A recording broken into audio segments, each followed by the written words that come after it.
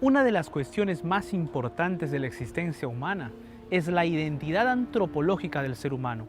Nuestra comprensión del ser humano, su origen, el propósito de su existencia y su destino es esencial para entender y justificar las acciones cotidianas.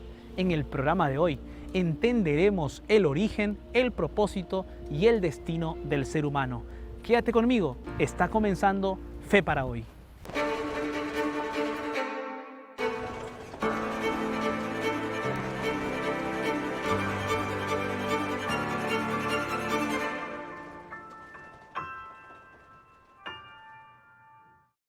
Antes de seguir adelante con el programa del día de hoy, yo tengo aquí en mis manos un regalo especial para ti. Es un estudio bíblico titulado Marcadas por la Fe.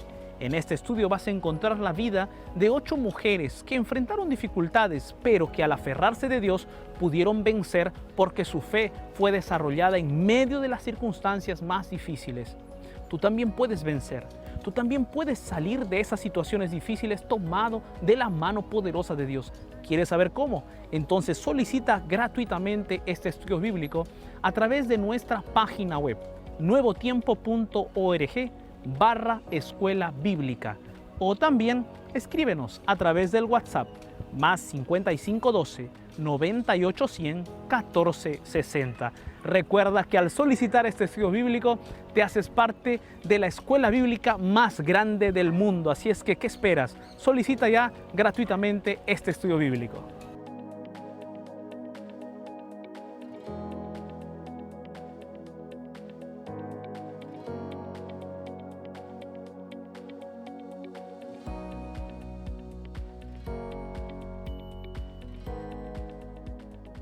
Para encontrar el sentido de la vida humana, hay que responder algunas preguntas. Estas son las preguntas filosóficas más importantes para el ser humano. ¿De dónde vengo? ¿Qué hago aquí? ¿Y a dónde voy? Muchos filósofos han intentado responder a estas preguntas, pero la mayoría lo ha hecho excluyendo a Dios de los factores importantes para encontrar las respuestas. Sin Dios, amigo, amiga, sin Dios como factor principal, es imposible llegar a una conclusión satisfactoria de estas cuestiones filosóficas fundamentales. Cuando nos referimos a estas cuestiones humanas, en última instancia estamos hablando de la antropología. En su sentido más amplio, la antropología es una ciencia dedicada al estudio en profundidad del ser humano. Es un término de origen griego formado por las palabras anthropos, que significa hombre o ser humano, y logos, que significa conocimiento. Es importante profundizar en estas cuestiones porque son la base de la existencia humana. La historia del ser humano en la tierra y lo que esta historia implica debe ser objeto de nuestra reflexión. En Salmos encontramos una pregunta profunda sobre el hombre. Oh Jehová, ¿qué es el hombre para que en él pienses? ¿O el hijo del hombre para que lo estimes? ¿Qué es el hombre? Es una pregunta crucial. Y por eso necesitamos reunir un conjunto de informaciones para responderla. Hablaremos entonces de la antropología bíblica.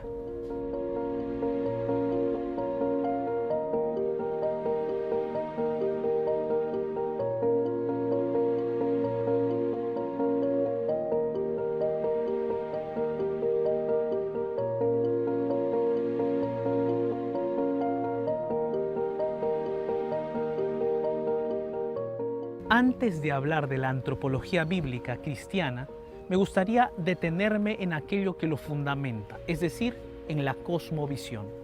Así que vamos a ver al ser humano a partir de la cosmovisión cristiana bíblica. Esta es una información importante porque dependiendo de nuestra visión del mundo, surgirán diferentes concepciones de la vida, la muerte y el ser humano.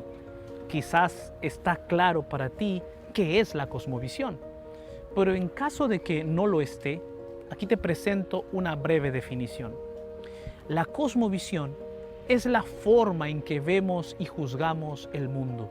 Son los lentes a través de los cuales vemos la vida. Por eso, la cosmovisión influirá en todos los aspectos de tu vida. Ahora que quiero hablarte específicamente de mi cosmovisión, que es la de 1/3 del mundo, me refiero a la cosmovisión cristiana. Esta cosmovisión se basa en la Biblia, es decir, No hay cosmovisión cristiana sin el texto bíblico. Ahora bien, podemos dividir la cosmovisión cristiana en tres partes, que serían sus tres columnas: creación, caída y redención. Déjame resumirte cada una de ellas.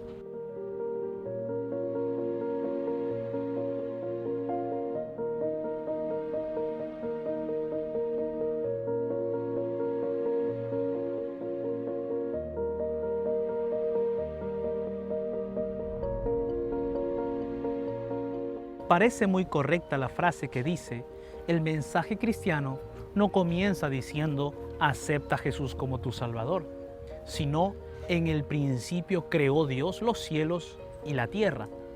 Los estudiosos de la cosmovisión cristiana concuerdan en que todo comienza con cómo comprendemos la creación divina. Hoy en día es relativamente común escuchar explicaciones alternativas sobre el origen de la vida y del universo.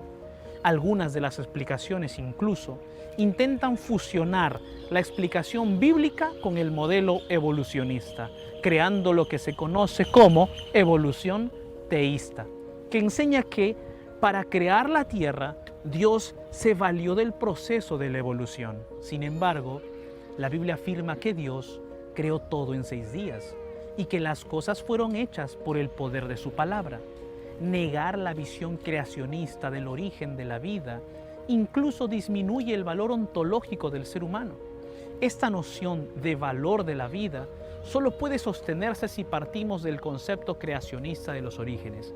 A partir del relato bíblico de que Dios creó todo en 6 días y descansó en el 7º día, se desprende tanto el valor como la función del ser humano en la tierra.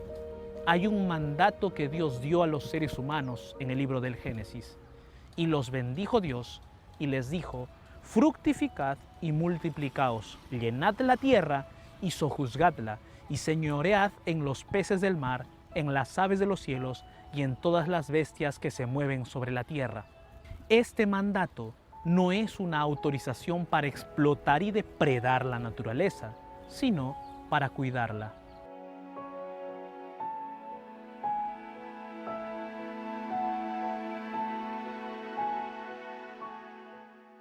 El Creador hizo una naturaleza perfecta, pero no impidió la posibilidad de desarrollar cosas nuevas a partir de lo que ya había creado. En el mundo perfecto era parte de la tarea del hombre modificar y crear a partir de lo que Dios había creado. Esta posibilidad de crear formaba parte de la imagen de Dios en el ser humano. En ese sentido, el mandato cultural es algo intrínsecamente religioso. Cuando produce cultura, el hombre simplemente está cumpliendo la voluntad de Dios. Es evidente que la cultura producida en un mundo perfecto sea perfecta y que la cultura producida en un mundo imperfecto sea imperfecta. Desde esta perspectiva, la cultura que produce el hombre necesita someterse a los principios establecidos por Dios en su palabra. En un mundo imperfecto, la Biblia se convierte en la regla para evaluar qué cultura le agrada a Dios.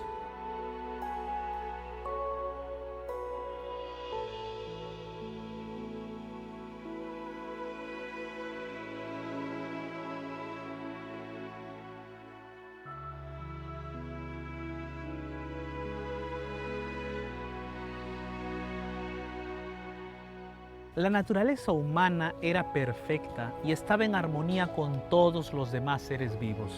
Sin embargo, después de la caída del ser humano, se rompieron sus 4 niveles de relacionamiento.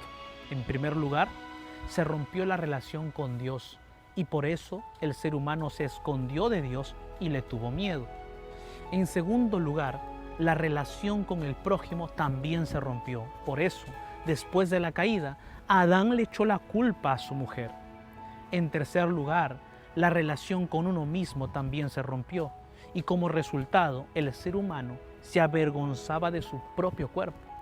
Y en cuarto lugar, se rompió la relación con la naturaleza y esto hizo que se sacrificaran 2 animales para preparar ropas a fin de cubrir la desnudez humana. A partir de ese fatídico episodio, el ser humano se convirtió en un ser caído, separado de Dios y condenado a la muerte eterna. Su naturaleza se volvió propensa al mal y carente de bondad intrínseca. Así, el mal se ha convertido en una realidad a la que se enfrentan todas las personas en la tierra y sigue siendo una cuestión filosófica difícil de resolver. El problema del mal es notoriamente complejo, incluso en las páginas de la Biblia. Cuando miramos las tragedias que ocurren en el planeta y en la vida particular de las personas, debemos tomar en cuenta la entrada del pecado y la condición caída de los humanos. Al hacerlo, tendremos una comprensión correcta de los fenómenos que han ocurrido y ocurren en la humanidad, especialmente aquellos que generaron y siguen generando dolor y sufrimiento. La tercera referencia a partir de la cual el cristiano ve la vida es la redención. Desde que el mal entró en el planeta Tierra, Dios ha iniciado un esfuerzo para erradicarlo y devolver a los humanos a la condición que tenían en el Edén antes del pecado. El proceso de la redención pasa por varios episodios. Primero, con la formación de un pueblo que representaría a Dios en la tierra, que es el pueblo de Israel, y luego, de manera más plena, por la vida, muerte y resurrección de Cristo. De esto resultó la obra de Jesús como intercesor y finalmente se cumplirá la expectativa de la segunda venida de Cristo. En su ministerio terrenal, Cristo mismo destacó cuál era el objetivo de Dios. En el diálogo con Nicodemo, el maestro afirmó: porque de tal manera amó Dios al mundo, que ha dado a su Hijo unigénito, para que todo aquel que en Él cree no se pierda, mas tenga vida eterna. Este texto bíblico es una especie de resumen del plan de redención, de manera que la perspectiva de la redención debe formar parte de la cosmovisión cristiana a fin de ayudarle a interpretar correctamente los acontecimientos. Por eso, el concepto de redención debe entenderse bien para que pueda aplicarse como base de la cosmovisión cristiana. La redención, que se materializó en la cruz y se concretará en el regreso de Jesús, sirve de consuelo e incentivo para que los cristianos sigan viviendo el Evangelio de Cristo en la tierra. Cuando el cristiano acepta esta misión, refleja en su ser el sentido de la vida que Cristo ha revelado. Esto hace que el cristiano comprenda que no es fruto del azar, sino del amor de Dios. A partir de estas tres columnas, creación, caída y redención, los cristianos miran e interpretan toda la vida. Sin embargo, ocurrió un hecho extraño que comprometió el cristianismo de muchas personas. Algunos cristianos han compartimentado, es decir, han dividido la vida y han efectuado una dicotomía entre lo sagrado y lo secular. Esta dicotomía ha generado un cristianismo anómalo, es decir, completamente diferente de lo que la Biblia dice. No es raro ver que las personas que dicen ser cristianas tengan una división muy clara entre el tiempo sagrado y el tiempo secular, y entre los lugares sagrados y los seculares. En la práctica, esto funciona así. Cuando están en la iglesia, utilizan un lenguaje cristiano, gestos cristianos, escuchan y cantan música cristiana, etc. Es decir, viven según la cosmovisión cristiana.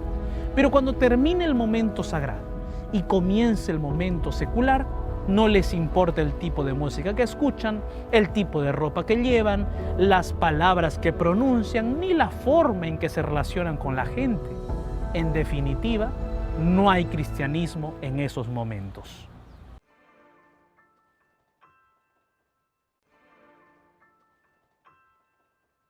La Biblia presenta una vida cristiana integral e indivisible. En la visión bíblica de la vida, cada momento es sagrado, porque lo que hace que un momento sea sagrado es la presencia de Dios. Y en la vida del cristiano, Dios está presente en cada momento. En la cosmovisión cristiana, el trabajo, el deporte, las citas, el entretenimiento y todas las demás facetas de la vida deberían considerarse como tiempo sagrado, pues Dios debe estar con nosotros y su palabra debe ser el filtro a través del cual veríamos todas estas actividades. Si elegimos la cosmovisión cristiana del mundo como base de nuestra vida, entonces debe estar presente en cada instante. Y aquí radica el compromiso que tenemos que asumir. Nadie está obligado a entregar su vida a Cristo. Pero si has decidido ser cristiano, entonces debes someter cada centímetro de tu vida al señorío de Cristo y de su palabra. Solo así podrás decir que tienes una visión cristiana del mundo.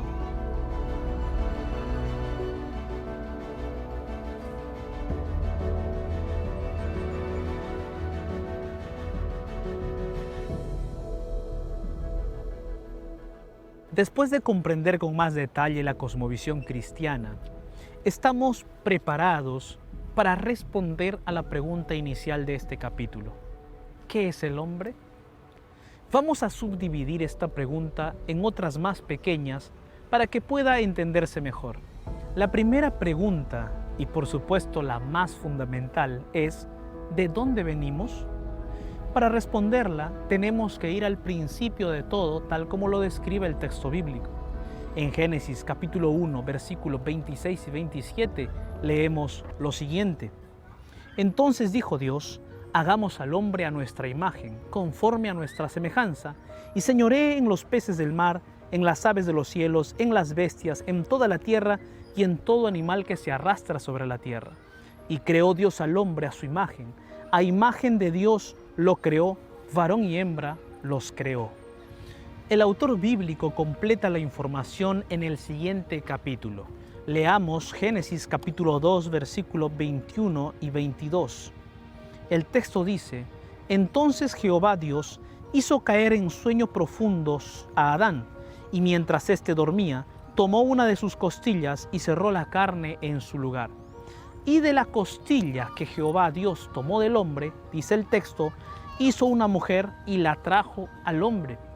La información es bastante clara. Dios hizo un muñeco de arcilla y por medio de su poder le dio vida. Esta información inspirada tiene muchas repercusiones positivas en nuestra vida. Podemos estar seguros de que no somos el fruto de hechos aleatorios que formaron la materia inorgánica en orgánica y luego convirtieron seres microscópicos y simples en seres complejos como el ser humano. De hecho, creer en este proceso evolutivo requiere mucho más fe que creer en un creador, como señalan el texto bíblico y muchas evidencias científicas. Venimos de las manos de Dios y tenemos un origen tan noble que no debemos sentirnos desvalorizados en ningún momento. Al contrario, el hecho de haber sido planificados y creados por Dios nos hace seres valiosos en el universo.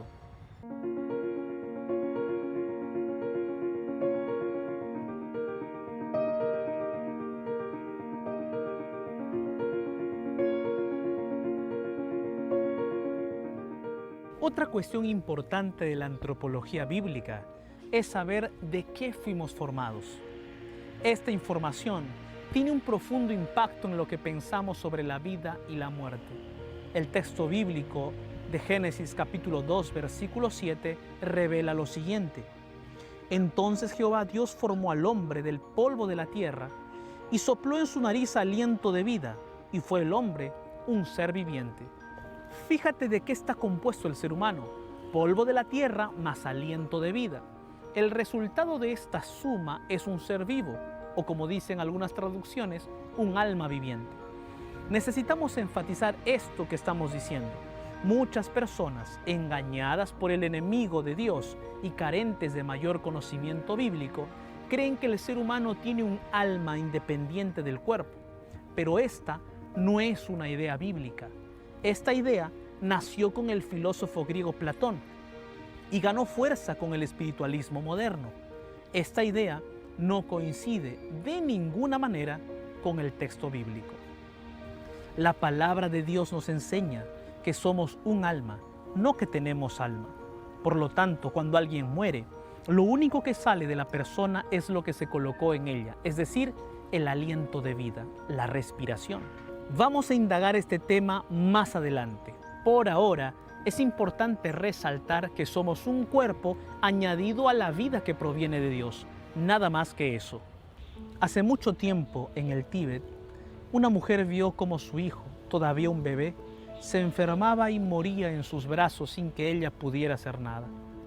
Desesperada, la mujer salió a la calle rogando que alguien la ayudara a encontrar una medicina que pudiera curar la enfermedad de su hijo y resucitarlo. Como nadie podía ayudarla, la mujer acudió a un maestro budista y puso el cuerpo del niño a sus pies y le contó la profunda tristeza que le embargaba. Entonces el maestro le respondió que había una solución para su dolor. La solución era que ella debía volver a la ciudad y llevarle un grano de mostaza cultivado en una casa donde nunca se había producido una pérdida. La mujer partió, llena de alegría, en busca de la semilla. Iba de casa en casa, siempre escuchando las mismas respuestas. En una casa le dijeron: en esta casa ya ha muerto mucha gente. En otra le dijeron: perdone, pero ya ha habido muchas muertes en nuestra familia. Y en otra casa también le dijeron: aquí también hemos perdido un bebé. Después de golpear las puertas de las casas de todo el pueblo, sin conseguir el grano de mostaza que le pidió el maestro, la mujer entendió la lección. Debido a que somos seres humanos creados y finitos, nos encontraremos con la muerte algún día si Jesús no regresa antes. Tenemos que estar preparados para ello.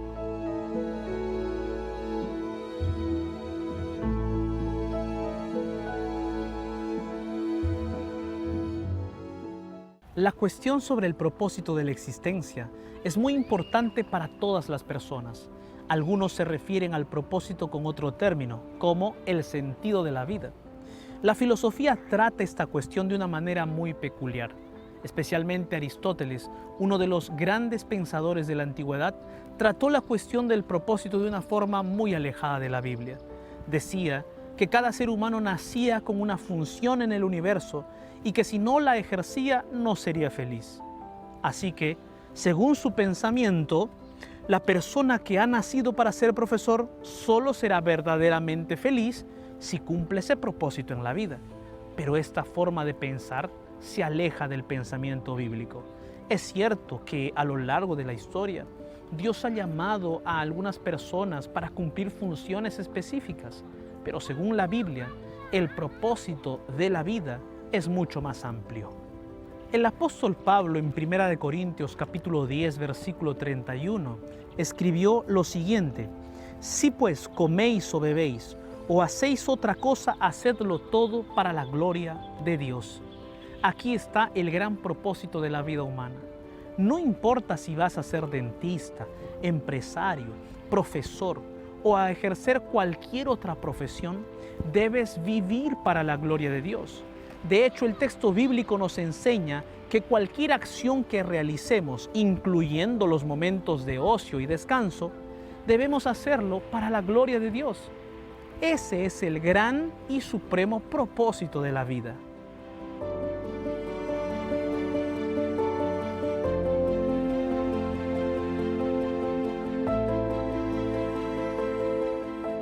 Finalmente llegamos a la última cuestión crucial de la vida. Aunque se encuentra en último lugar, es tan fundamental como todas las demás. Ya hemos visto que llegamos a existir por la voluntad de Dios y que debemos vivir para su gloria. Ahora la pregunta es: ¿a dónde nos llevará todo esto? Cristo mismo nos ayuda a encontrar la respuesta definitiva. El apóstol Juan registró las palabras del Maestro en el capítulo 14 del versículo 1 al 3 de su Evangelio. El texto dice: no se turbe vuestro corazón, creéis en Dios, creed también en mí. En la casa de mi Padre muchas moradas hay. Si así no fuera, yo os lo hubiera dicho. Voy pues a preparar lugar para vosotros. Y si me fuere y os preparare lugar, vendré otra vez y os tomaré a mí mismo, para que donde yo estoy, vosotros también estéis. No vivimos una existencia al azar que termina abruptamente con la muerte. Cristo nos ha prometido que volverá para rescatarnos. Incluso aquellos que tengan que pasar por la muerte, Si han muerto en Cristo, un día serán resucitados, serán llevados a su destino, la eternidad con Cristo en los cielos nuevos y la tierra nueva. ¿Te gustaría tener esa esperanza en el corazón y pasar por esa experiencia maravillosa? Entonces yo te invito para que puedas aferrarte por la fe de las verdades eternas de la palabra de Dios. Sigue adelante en tu desarrollo de la vida cristiana con fe en el nombre de Jesús. Que Dios te bendiga.